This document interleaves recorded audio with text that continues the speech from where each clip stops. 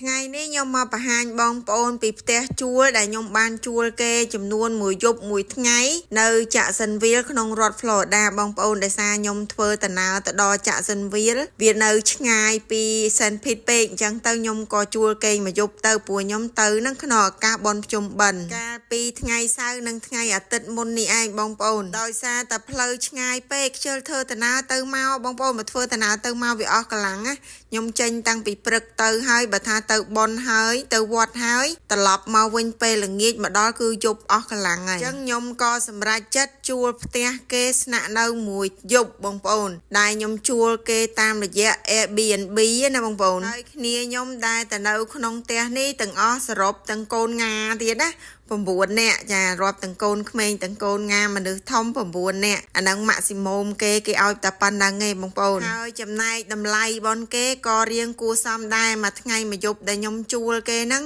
គឺតម្លៃ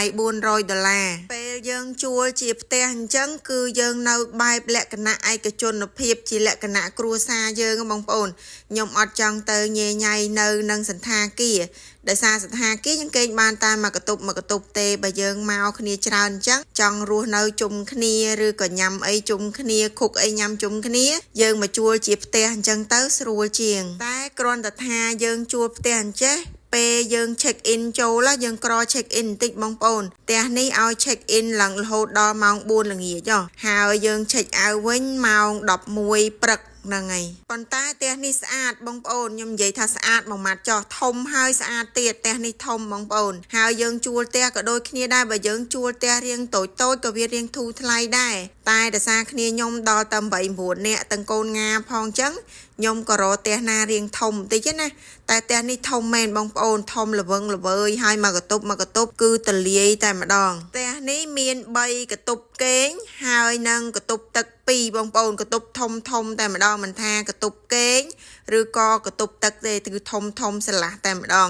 ហើយនិយាយពីថាវាលល្វឹងល្វើយហ្មងផ្ទះគេអត់មានអីទេ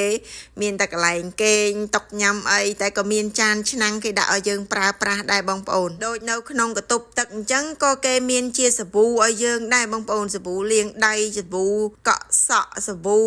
ដុសខ្លួនយ៉ាកដាស់សម្រាប់ជូតគូជូតអីហ្នឹងមានទាំងអស់មួយសេតប៉ុន្តែក្នុងមួយផ្ទះទាំងអស់ហ្នឹងគឺខ្ញុំស្រឡាញ់ខ្លាំងជាងគេកន្លែងផ្ទះបាយគេមិនធំខ្លាំងមែនទែនបងប្អូនហើយកន្លែងតុកគេញ៉ាំអីចឹងថាសមាជិកខ្ញុំប៉ុណ្ណឹងគឺស័ក្តិសមមែនទែនវាលមកល្មមស្រឡះចិត្តតែម្ដងដោយសារតែខ្ញុំធ្វើដំណើរផ្លូវឆ្ងាយចង់ដើរលេងផងអត់បាន enjoy អីនៅផ្ទះហ្នឹងទេបងប្អូនខ្ញុំគ្រាន់តែគេងហើយនឹងញ៉ាំបាយពេលល្ងាចពេលព្រឹកអីនៅផ្ទះហ្នឹងតែប៉ុណ្្នឹងឯងហើយពេលក្រៅពីហ្នឹងទៀតគឺខ្ញុំដើរទៅលេងទៅនេះដើរទៅលេងទៅណោះប៉ុន្តែផ្ទះនេះគឺស្អាតមែនតើហើយចំណែកក្រោយផ្ទះនេះវិញណាគឺថាធំស្រឡះល្វឹងល្វើយតែម្ដង